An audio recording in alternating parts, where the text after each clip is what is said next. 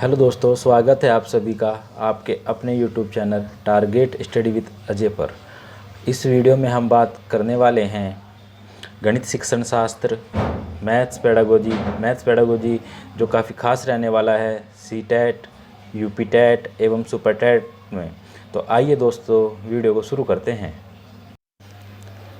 इस वीडियो का हमारा पहला प्रश्न है, पाई क्या है। हाँ जी दोस्तों, काफ़ी बार क्वेश्चन आया है ये। तो पाई क्या है? तो पाई एक अपरिमेय संख्या है। हाँ दोस्तों, कैसी संख्या है? अपरिमेय संख्या है। और पाई का मान अगर हम रखें 22/7 तो ये कंडीशन में क्या दिखाती है? ये नॉट इक्वल टू 0 होती है। जो नॉट इक्वल टू 0 होती है वो कैसी संख्या कहलाती है? परिमेय संख्या। ठीक है दोस्तों, इसको हम आगे बढ़ाएं। अभी भी दोस्तों क्वेश्चन पूछ लेते हैं कि 22/7 क्या होता है? वो परिमेय संख्या होती है। ठीक है, और अगर हम पाई को बताएं, पाई क्या है, पाई कैसी संख्या है? तो पाई अपरिमेय संख्या है। ठीक है, नेक्स्ट क्वेश्चन है, गणित की प्रकृति कैसी है, या गणित की जो प्रकृति कैसी बताई गई है? तो गणित की प्रकृति बताई गई है तार्किक। हाँ जी, गणित की प्रकृति कैसी है? तार्किक। और ये 2 बार पेपर में आ भी चुका है यूपीटेट के। ये यूपीटेट 2015 और 2017 में क्वेश्चन आ चुका है कि गणित की प्रकृति कैसी होती है? तार्किक होती है। आगे बात कर लेते हैं, त्रिभुज के तीनों अंत्य कोणों का योग कितना होता है? या त्रिभुज के अंत्य कोणों का जो योग होता है वो होता है 180। इसके लिए फार्मूला भी दिया गया है। ये योग का फार्मूला है। और कौन से योग का फार्मूला है? त्रिभुज के तीनों अंत्य कोणों का योग। इसमें हम क्या करेंगे, n, जहाँ पर n है वहाँ पर 3 रख देंगे। 3 - 2 गुणा 180। जब 180 हो जाएगा और अंदर 1 बचेगा तो 180। इसीलिए हम क्वेश्चन को सोल्व कर सकते हैं। अगर क्वेश्चन ये पूछने लगे, त्रिभुज का पूछा है, चतुर्भुज का भी पूछने लगे, ये दिया भी है, देखो लो नेक्स्ट क्वेश्चन दिया भी है इन्होंने कि पंचभुज के सभी अंत्य कोणों का योग कितना होता है। तो पंचभुज का क्या करेंगे हम, यहाँ पे हम 5 रख देंगे। 5 - 2 क्या हो जाएगा? 3। 3 गुणा 180। तो ये कैसे गुणा करेंगे? 18 का 18, 18 दूनी 36, 18 54, 54 में 0 लगा देंगे तो ये होगा 540। तो इसको दोस्तों इस फार्मूले को बिल्कुल करके याद रखना।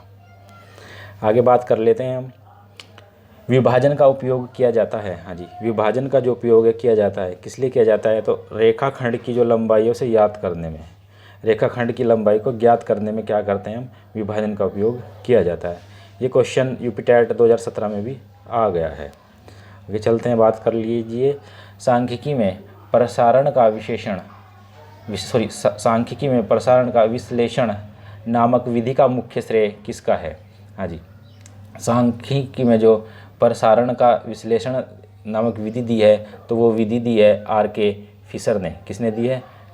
R.A. फिशर ने। इसको याद रखिए दोस्तों, R.A. फिशर इनका नाम है। आगे क्वेश्चन पे, गणित सभी विज्ञानों का द्वार है एवं कुंजी है, ये कथन किसका है? ये काफ़ी बार पूछा गया है कि गणित जो है सभी विज्ञानों का द्वार एवं कुंजी है, ये कथन किसका है? तो ये कथन है रोजर बेकन का। हाँ जी, किसने कहा है कि गणित को सभी विषयों का विज्ञान का द्वार एवं कुंजी? किसने कहा है? रोजर बेकन ने कहा है। आगे हम बात कर लेते हैं और परिभाषाएं हैं गणित के संदर्भ में। गणित एक भाषा है जिसमें परमेश्वर ने संपूर्ण जगत या ब्रह्मांड को लिख दिया है, ये कथन किसका है? तो ये कथन है गैलीलियो का। आपको पता होगा गैलीलियो ने ब्रह्मांड पे भी नियम दिए हैं, तो उनके दिमाग में ब्रह्मांड ही घूमता रहता है और गणित को भी वही कहा है उन्होंने। तो गणित एक भाषा है जिसमें परमेश्वर ने संपूर्ण जगत या ब्रह्मांड को लिख दिया है। तो जहाँ भी ब्रह्मांड का वर्ड आ जा या जगत आ जा तो वो गैलीलियो से जोड़ दियो गणित की भाषा के लिए। आगे हम बात कर लेते हैं, गणित को विज्ञान का नौकर माना जाता है। हाँ जी, गणित को विज्ञान का नौकर माना जाता है, ये कथन किसका है? तो गणित को विज्ञान का नौकर माना जाता है, ये कहा है बेल का नियम है। किसने कहा है? बेल का कथन है। किसने कहा है? बेल ने कहा है कि गणित को विज्ञान का नौकर माना जाता है। ठीक है, आगे बात कर लेते हैं। आगे जो परिभाषा है, अगली परिभाषा जो है, गणित सभ्यता का दर्पण है। हाँ जी, जो गणित है वो क्या है? सभ्यता का दर्पण है, ये कथन किसका है? तो ये कथन जो है, ये कथन है हांगबेन का। हाँ जी, हांगबेन ने कहा है जो गणित है वो सभ्यता का दर्पण है। नेक्स्ट, गणित में सूत्रों की स्थापना हेतु उपयुक्त विधि कौन सी है जी? तो गणित में सूत्रों की जो स्थापना करते हैं या जो गणित के जो सूत्रों से शुरू करते हैं किसी भी समस्या को, तो वो कहलाती है निगमन विधि। हाँ जी, क्या कहलाती है दोस्तों? निगमन विधि। और इसके जो बिल्कुल अपोजिट होती है, उल्टी होती है, वो होती है आगमन विधि। ठीक है, तो गणित में सूत्रों की स्थापना हेतु उपयुक्त विधि है निगमन विधि। नेक्स्ट क्वेश्चन है हमारा NCF। दोस्तों हमने NCF 2005 पे वीडियो भी बना रखी है, डिस्क्रिप्शन में हमने उसका लिंक भी दे रखा है, आप उसको देख सकते हैं। NCF 2005 के अनुसार विद्यालयों में गणित शिक्षा का एक मुख्य उद्देश्य यह है, हाँ जी, क्या उद्देश्य है? बच्चे की चिंतन प्रक्रिया का गणितीय वर्णन करना। हाँ जी, जो बच्चे हैं उनकी चिंतन प्रक्रिया, हाँ जी, चिंतन सोचने की शक्ति है जो है उस प्रक्रिया है, उसका क्या करना?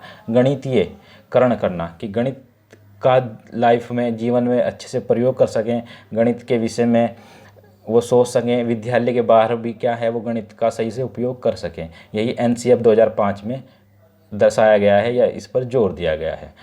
ठीक है दोस्तों, आगे हम बात कर लेते हैं किस विधि में अज्ञात से ज्ञात की ओर बढ़ा जाता है। काफ़ी बार पूछा जाता है कि अज्ञात से ज्ञात की ओर कौन सी विधि है? तो अज्ञात से ज्ञात की ओर निगमन विधि, हाँ जी, निगमन विधि या विश्लेषण विधि है।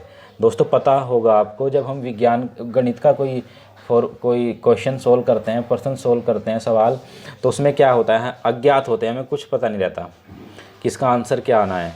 तो याद रखना, निगमन विधि का प्रयोग करते हैं सूत्रों के अनुसार, और जब सूत्र से हम उसका सॉल्यूशन निकालते हैं तो क्या निकल के आ जाता है? ज्ञात हो जाता है। जैसे कोई समीकरण ले ली हमने, तो अज्ञात रहते हैं कि x का मान क्या है या y का मान क्या है, हमें कुछ नहीं पता रहता। जब हम उसमें फार्मूले लगाते हैं, निगमन विधि का यूज़ करते हैं या विश्लेषण विधि का यूज़ करते हैं, तो हमें क्या होता है? आखिर में आके ज्ञात हो जाता है, अति सिद्ध हम कह देते हैं। ठीक है, आगे बात कर लीजिए। अगर हम बात करें रेखा गणित की, तो रेखा गणित में सर्वाधिक उपयुक्त विधि है विश्लेषण विधि। हाँ जी, रेखा गणित में पर में जब हम सोल्व करते हैं तो पर में 2 लाइन दे देते थे। वो हाई स्कूल में ऐसा होता था कि 2 लाइन दे देते थे और बाकी पता नहीं चलता था कि कैसे सिद्ध होगी, क्या सोल्व होगी। तो उसमें क्या है, फार्मूले लगाते थे, रेखाएं खींचते थे और आखिर में जो है उनके आंसर निकाल लेते थे। अज्ञात से ज्ञात की ओर चलते हैं विश्लेषण विधि में भी या निगमन विधि में भी, जो गणित के लिए बहुत सहायक सिद्ध होती हैं। आगे हम बात कर लेते हैं उदाहरण से नियम बनाया जाता है। हाँ जी, कुछ उदाहरण हैं और उनसे क्या बना दिया हमने? उनसे नियम बनाया जाता है। तो कौन सी विधि से नियम बना दिया? तो वो होता है आगमन विधि।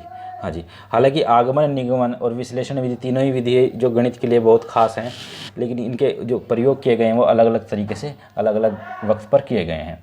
अगर हम बात करें उदाहरण से नियम बनाया जाता है, तो उदाहरण से नियम बनाएंगे, उसमें कौन सी विधि का उपयोग करते हैं? आगमन विधि का उपयोग करते हैं।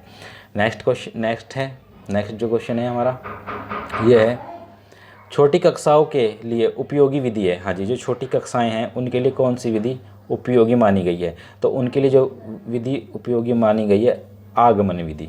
हाँ जी, आगमन विधि क्यों उपयोगी मानी गई है? क्योंकि छोटे बच्चे जो हैं उन्हें उदाहरण दे के ही समझाया जा सकता है क्लास में गणित।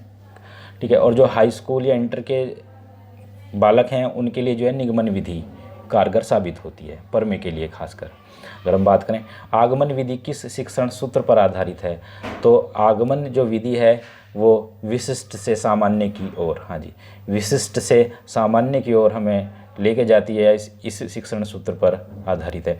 अगर विशिष्ट की बात करें कि विशिष्ट क्या है इसमें, तो विशिष्ट जो है एक उदाहरण है और सामान्य क्या है? सूत्र हैं जी, सूत्र या नियम इसके सामान्य हैं। ठीक है, आगे हम बात कर लेते हैं गणित सार संग्रह किसकी पुस्तक है? पुस्तकें भी पूछ ली जाती हैं, बहुत ज़्यादा पेपर में आ जाती हैं कि किसकी पुस्तक क्या है, ऑप्शन लगाने होते हैं उसमें मल्टी चॉइस क्वेश्चन में। तो गणित सार संग्रह पुस्तक है महावीराचार्य की। हाँ जी, किसकी है? महावीराचार्य की पुस्तक है गणित सार संग्रह। अगर हम बात कर लें एक और प्रसिद्ध सी पुस्तक है लीलावती। लीलावती पुस्तक के लेखक कौन है? तो जो लीलावती पुस्तक है इसके लेखक हैं भास्कराचार्य द्वितीय या सेकंड, भास्कराचार्य सेकंड कह सकते हैं इन्हें, या भास्कराचार्य द्वितीय कह सकते हैं। ऑप्शन के अनुसार आप देख लीजिएगा। नेक्स्ट क्वेश्चन अगर आगे चलें, 22 दिसंबर को गणित दिवस किसके जन्म दिवस पर मनाया जाता है? हाँ जी, 22 दिसंबर को क्या मनाते हैं? राष्ट्रीय गणित दिवस मनाया जाता है, बिल्कुल। तो जो राष्ट्रीय गणित दिवस मनाता है उस दिन किन का जन्म हुआ था? तो जो उस दिन जन्म हुआ था श्रीनिवास रामानुज का हुआ था। हाँ जी, किसका जन्म हुआ था 22 दिसंबर को, जिसलिए हम गणित दिवस मनाते हैं? तो श्रीनिवास रामानुज जी का जन्म हुआ था, इसलिए हम गणित दिवस 22 दिसंबर को मनाते हैं। आगे बात कर लेते हैं हम। मैथमेटिक्स सोसाइटी की स्थापना इलाहाबाद में किसने की? हाँ जी, तो मैथमेटिक्स सोसाइटी की स्थापना इलाहाबाद में की थी प्रोफेसर बी एन प्रसाद ने। प्रोफेसर बी एन प्रसाद ने मैथमेटिक्स सोसाइटी की स्थापना इलाहाबाद में की थी। कभी कभी क्वेश्चन ये भी पूछ लेते हैं कि मैथमेटिक्स सोसाइटी जो प्रोफेसर बी एन प्रसाद ने स्थापित की थी, कहाँ स्थापित की थी? तो दोस्तों याद रखना, इलाहाबाद में स्थापित की थी। क्वेश्चन को एग्जामिनर कैसे भी पूछ सकता है। अगर हम बात कर लेते हैं गणित की, हाँ जी, गणित के बारे में बताया गया है, गणित विज्ञान की रानी है। हाँ जी, गणित विज्ञान की क्या है? रानी है। किसका कथन है? तो ये कथन है घोष का। हाँ जी, किसका कथन है? घोष ने कहा है। घोष ने क्या कहा है? गणित विज्ञान की रानी है। तो ये कथन है घोष का। एक घोष की प्रमेय आती थी, इंटर में है वो घोष की प्रमेय। तो घोष ने क्या कहा है? गणित विज्ञान की रानी है। हाँ जी, नेक्स्ट क्वेश्चन है, गणित की शाब्दिक प्राचीन शाखा कौन सी है? तो गणित की शाब्दिक जो प्राचीन शाखा है, सबसे पुरानी शाखा है, वो है अंकगणित। कौन सी है दोस्तों? अंकगणित। ठीक है, नेक्स्ट क्वेश्चन है, आगे चलते हैं। एक समपष्टभुज में विकर्णों की संख्या 9 होगी। हाँ जी, 9 होगी। तो कैसे होगी? जो ये समपष्टभुज है इसमें जो विकर्णों की संख्या है वो 9 होगी। जब 9 होगी तो वो 9 कैसे निकाले जाएंगे? वो इस फार्मूले को याद रखना, n-1/2 - n। इसी से ये क्या है? विकर्णों की संख्या निकाल सकते हैं। आगे चलते हैं, आगे बात कर लेते हैं। शून्य की खोज किसने की थी? हाँ जी, शून्य की खोज भारत देश ने दी है। बहुत भाग्यशाली हम कि जो शून्य की खोज भारतीयों ने दी है। तो वो भारतीय ये जो थे वो थे आर्यभट्ट। हाँ जी, शून्य की खोज किसने की थी? आर्यभट्ट ने की थी। ठीक है दोस्तों, बात कर लेते शून्य का सबसे पहले प्रयोग किसने किया था? हाँ जी, इन्होंने खोज तो कर ली थी, लेकिन शून्य का सबसे पहले प्रयोग जो किया था वो किया था ब्रह्मगुप्त ने। किसने किया था दोस्तों? तो वो जो सबसे पहले प्रयोग किया गया था ब्रह्मगुप्त के द्वारा किया गया था। आगे हम बात कर लेते हैं गणित के मानसिक सिद्धांत को। हाँ जी, गणित के मानसिक सिद्धांत के जन्मदाता कौन है? तो जो गणित के मानसिक सिद्धांत के जन्मदाता में है प्लेटो। हाँ जी, कौन हुए हैं? प्लेटो। और प्लेटो की एक प्रसिद्ध सी पुस्तक है रिपब्लिक। हाँ जी, पब्लिक को किस में रख दिया? प्लेट में। तो ऐसे याद रखना, रिपब्लिक किसकी पुस्तक है? प्लेटो की पुस्तक है रिपब्लिक। नेक्स्ट क्वेश्चन है, आगे चलते हैं। हासिल, हाँ जी, जो हासिल लगाते हैं, हासिल के संप्रेष में को गणित में सर्वप्रथम किसने दिया? जो हासिल लगाने का ये नियम दिया है तो वो गणित में किसने दिया था? तो वो दिया था श्रीधर ने। किसने दिया था? श्रीधराचार्य। नाम भी सुना होगा आपने। सभी क्वेश्चन बहुत खास हैं। अगर आपको दोस्तों हमारी ये वीडियो पसंद आई हो तो इस वीडियो को लाइक करना और शेयर करना बिल्कुल ना भूलें, ताकि जो और बच्चे इसकी तैयारी कर रहे हैं टैट, सीटैट या सुपर टैट की, तो उनको भी इसकी जानकारी हो और उनका भी कुछ अच्छा हो सके। ठीक है दोस्तों, तो आगे चलते हैं। जो हमारा नेक्स्ट क्वेश्चन है, दो अभाज्य संख्याओं का HCF। हाँ जी, दो अभाज्य संख्याओं का HCF कितना होता है? मोस्ट इंपॉर्टेंट, तो वो एक ही होता है। कितना होता है? एक होता है। अगर हम आगे क्वेश्चन को बढ़ाते हैं तो इस तरह के क्वेश्चन तो बिल्कुल पूछ ही लेते हैं, ये तो कोई कहने की बात नहीं है बार बार। सबसे छोटी अभाज्य संख्या क्या है? तो जो सबसे छोटी अभाज्य संख्या है दोस्तों वो है 2, क्योंकि ये तो 2 ही रहेगी, कोई चेंज तो करने से गए। तो सबसे छोटी अभाज्य संख्या है वो है 2। हम बात कर लेते हैं सबसे छोटी प्राकृतिक संख्या कौन सी है? तो सबसे छोटी प्राकृतिक संख्या है दोस्तों 1। कौन सी है? 1। और अगर हम बात करें सबसे छोटी पूर्ण संख्या कौन सी है? तो सबसे छोटी जो पूर्ण संख्या है वो है 0, 0। हाँ जी, सबसे छोटी पूर्ण संख्या कौन सी होती है? वो होती है 0 या 0 भी कहते हैं इंग्लिश में जिसको। नेक्स्ट क्वेश्चन, आगे चलते हैं। किन्हीं दो परिमेय संख्याओं के बीच कितनी परिमेय संख्याएं होती हैं? ये पेपर में आ चुका है क्वेश्चन। किन्हीं दो परिमेय संख्याओं के बीच कितनी परिमेय संख्याएं होती हैं? तो वो दोस्तों होती हैं अनंत। काउंटिंग तो कर ही नहीं सकते। कितनी संख्याएं होती हैं? अनंत संख्याएं होती हैं किन्हीं दो परिमेय संख्याओं के बीच की संख्याएं। नेक्स्ट क्वेश्चन है अपना, प्रथम 5 रुद्र अभाज्य संख्याओं का योग कितना होता है? तो प्रथम 5 ले लिए हमने, 2, 3, 5, 7, 5 इधर ले ले इसको 11, तो कितना होता है 28। बस हमें एग्जामिनर क्या बता रहा है कि 2 को काउंट कर लो, वो बार बार हमें सिखा रहे हैं इस वीडियो में कि 2 को भी जोड़ लीजिएगा। 2 भी क्या है हमारी, क्योंकि अभी हमने 2 के बारे में बताया है, तो 2 क्या है हमारी सबसे छोटी अभाज्य संख्या। ठीक है, तो हम इसको काउंट नहीं करते और क्या है गलत हो जाता है क्वेश्चन। तो 2, 3, 5, 7, 11 ये क्या है प्रथम अभाज्य संख्याएं और इनका योग कितना होता है 28 होता है। गणित विज्ञान है, किस चीज़ का विज्ञान है, तो जो गणित विज्ञान है वो है गणनाओं का विज्ञान। गणना ही तो करता है गणित में, तो गणनाओं का विज्ञान है गणित। नेक्स्ट है अंकगणित शिक्षण का उद्देश्य है। हाँ जी, क्या उद्देश्य है अंकगणित शिक्षण का या विज्ञान का, क्या उद्देश्य है, शिक्षा में ये बात बार बार पूछी जाती है। तो अंकगणित शिक्षण का उद्देश्य दैनिक जीवन के कार्यों हेतु, हाँ जी किस लिए है, दैनिक जीवन के कार्य हेतु।